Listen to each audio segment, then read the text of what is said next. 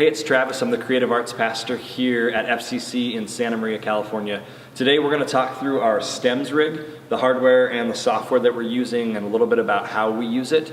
If you've watched any of our other videos, you know that one of our values as a church is to be a church that resources other ministries. So as we go through this video, if you've got any questions about the gear that we're using or how we're using it, if you're interested in setting up a similar system, in the description below will be our contact information, and if you reach out to us, we'd be happy to have some conversation about this with you, and hopefully this helps. So here we go, Stems Rig 2016. All right, so we moved into my office because it's kind of noisy out there on the stage, and this will just give us a little bit better environment to be able to talk about this kind of stuff. So we're talking about stems, and I want to talk a little bit about the verbiage. Why do we use the word stem instead of backing track or loop? I know a lot of churches use that language. For us, stems really works. It has two kind of components that I think are really important. The first one is that with this kind of setup, we don't just hit play on a loop and then sing karaoke along with it. That just doesn't work for us here. It doesn't fit within the culture that we've created here. I really have built in some control within the system. And so if we want to do another chorus or a bridge at the end of a song, if we want to go back to a verse, we can do that and still use a backing track or a stem, as we call it here. So that's kind of the first thing. The second thing is that we've got a mixer built into the software that we're using, and so we can blend in or out different components depending on the week. So one week we may have a really good keys player and they know this part of the song really well, and we just blend in maybe a secondary keys part, something that really complements what they're playing. But the following week, maybe we've got a keys player who's less comfortable with playing that main part, and so we can blend that main part back in. We can put it on the mixer and kind of give some more volume to that, and creates the sound that we're looking for. It brings consistency from week to week, especially when we're bringing in new people to our team or younger people that we're training in. So that's kind of stems in a nutshell for me, but really it's just a verbiage thing, so you can call it what you want, but I'll refer to it as stems for this video. Let's talk about the hardware real quick we're using. We've got two different options for computers. This is my computer. It's a 15-inch MacBook Pro. It's got upgraded RAM. It's a pretty robust machine. It does the thing really well, but it's a bit overkill for what we need here. And we also have our creative arts associate who builds and runs stems here on a regular basis, and he just has the base model 13-inch MacBook Pro, just their kind of base stock model, and that thing runs the stems just fine. So if you're looking at getting into a system, that computer will suffice for your needs well. But obviously the better computer that you have, the faster it's going to be, and you're not going to have any problems with the lagging, that sort of thing. So there's the computer. We run from there USB into an interface. The interface that we use is an audio box USB. It's by Presonus. It's $100. We have the same exact interface on our keys rig, and it works really well. Never had problems with these things. They work for a long time. They're cheap. They've got good audio quality. We like them around here. So audio box USB by Presonus. It's 2 channels. Stems rigs can really vary from 2 channels all the way up through 8 or even 16 channels. We just don't feel that we need that many channels running out. For us, 2 channels works. The left channel is the click and the cues, or some people call that a guide track. So that comes out the left channel and goes out to our front of house mixer and then sent to our in-ears that way. The right channel carries all the other information. So maybe it's effects, maybe it's electronic drum loop or secondary electric guitars, keys, that kind of thing. That all gets summed together and sent out the right channel. So if you come out of the interface here, the left channel goes right to a DI that we use, and we're on 2 DIs, one for the left channel, one for the right. So the left channel goes to a DI that goes right out to the mixer. The right channel, we've got, instead of it going right to the DI, we've got this volume pedal. And the volume pedal is a cool thing that we've been using for about a year here, and really love what this does. Before, it would just go straight from the right channel of the interface right to a DI, and that works just fine. But if we put the volume pedal in the chain, so it runs out of the interface into the volume pedal, out of the volume pedal into the DI. What it does is allows us to control the volume of that actual stem information that we're sending, the backing track, if you will.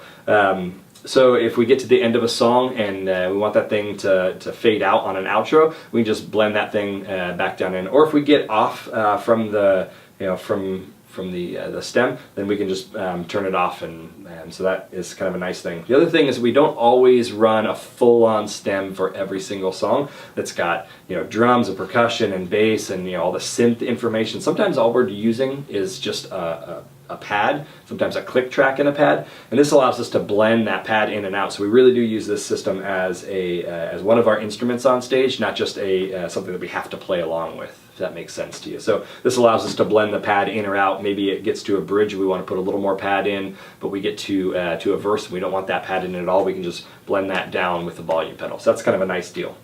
The last piece of hardware that we use in this system is the Looptimus. This is made by Loop Community, and phenomenal piece of gear. It works really well for us. It's a MIDI controller, USB, so we've got 2 channels of USB running on this rig. The Looptimus, we've got some different buttons that are programmed in here that we programmed. A start and stop, so that one's pretty self-explanatory. A next and previous, so in the patches that we're using, we can go to the next patch just via this Looptimus pedal here, and we don't ever have to touch the computer. So this thing can be either at the foot of if an electric guitar player is running this, or keys player if it's next to a drummer. It could be maybe on a music stand next to him, or if he wants it at his feet. So it's really nice to be able to put where we want it to be. But this is a great controller. We also have marker play and cycle, which I'll talk about in just a minute, and we've got kind of one extra one that we can program in here as well. So highly recommend this this controller if you're looking at adding some more control to a stems rig. This thing is amazing. Software-wise, we're using MainStage 3, and we purchased from Loop Community their template for MainStage 3, which is a fantastic thing. You can use Ableton. Ableton's a great program as well, but for us, we've got our keys and our stems rig both running through MainStage 3. I love this program. I'm a Logic user, and this thing just really works well for us, and it's easy to program the MIDI stuff on it as well. And so this is what we use, and it works great. The template from Loop Community is like 20 bucks. It's really, really good value, and gives you a good starting point. And then from there, I've kind of modified the template to work for what we need. So it's kind of how we're using hardware and software. Let's dive into a bit more of how we use this thing functionally on a Sunday. All right, so we'll dive into the software functionality and how we're using that with the Looptimus controller. We're going to do a kind of a second part to this video as well. To keep it short, we'll just we'll do this. The second part will be how we're actually building stems, how we're importing them into MainStage, and what that looks like. So you can kind of check back or stay tuned for that thing, and we'll try to do a part number 2 for now. Let's dive into to this. So in MainStage, we got patches within the set. So the set is here, and it's every week has its own set. And then the song names here, this is a patches. So each of these songs is considered a patch. Some of these have full-on stems. Some of them, like the last 2, are just they just have pads along with. Sometimes all it will be is just a click track, and that works out well for us. There's also a markers section. So markers allow us to kind of find different spots within the song that we may want to come back to at different points. So maybe it's rehearsal. We want to start from a pre-chorus and really get that part down. We can do that with this system because we've built in all these markers. And again, I'll try to do a part 2 to this where I show you how to build in markers. You do that not in MainStage, but you do it in Logic, or that's how we do it. You could also do it in like Pro Tools, or there's other programs as well. But we build those markers into Logic, and then tell MainStage to create a markers list, so we can we can choose where in the song to start, or maybe to cycle a certain part. You got to have these markers in order to be able to do that. The next section of this is a little audio meters for our click and cues, so that we can tell when it's going on here. And then this is just a little mixer that we have, so just on the fly as we're going, if we wanted to take out a part, maybe we started into something and the keys part is just not meshing, we can just grab one of these faders and bring it up or down to kind of blend it in and mix it in. And these are just buttons that show what it is that is being controlled on the loop dim So if for some reason this loop dim was on the ground and the computer was up on a stand, and you click something on the loop dim you have a visual representation here on the screen that shows what's happening. So that's kind of the basic overview of this. The loop dim really simple. The start and stop button is button A. It's how we have it programmed, and if we click that, then 2. You can hear it just starts the simple beginning to it. Click and cues, and then it would run into the rest of the stem. If we click next, then it'll take the set and run down to the next patch. The next song was Ever Be. This is our set from last week, so Ever Be, and then we would click the start or stop. And if we wanted to go back, we can just hit the previous button, and it works well for us that way. And so that's really just a simple way that we can do it. If we were in the middle of rehearsal and we wanted to start maybe from this pre-chorus in Everbee that comes after verse number 2, we could click on this and then click the marker play, and it would play from this this section within the song. So we wouldn't have to necessarily go through the whole song in order to make this work. And then a cycle button is just that. It just cycles the section that you're on. So if we were on this pre-chorus and we just wanted to cycle it 100 times because that's where I was leading us, then we would just click the cycle button, and it would cycle until we click the cycle button again. And so that's really handy, especially for the ending of songs. We typically will put an arrangement together and lead the band in that arrangement, and then if there's going to be any deviation from it, it'll probably be at the end of a song. Once in a while it'll come at a different spot, but typically it'll be at the end of a song. And so that cycle button is really a nice tool for us to be able to use. So it's really simple. We just put different patches into our set, and every week we got a different set, and then the markers allow us to control it from different parts within the song in the arrangement. And then we've got this little mixer that allows us to mix on the fly some really simple things.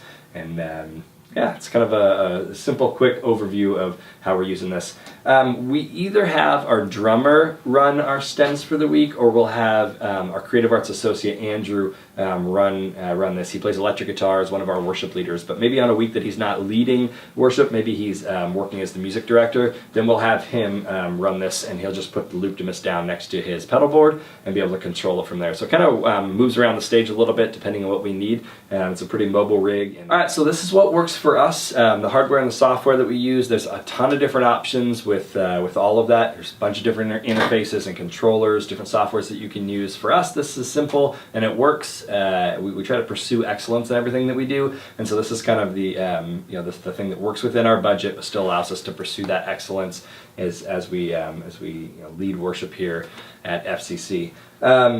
If you got questions, man, I said this at the beginning, but I'd be happy to talk with you about any of this stuff. So if you got questions, in the description below, our contact info, and stay tuned for part number 2.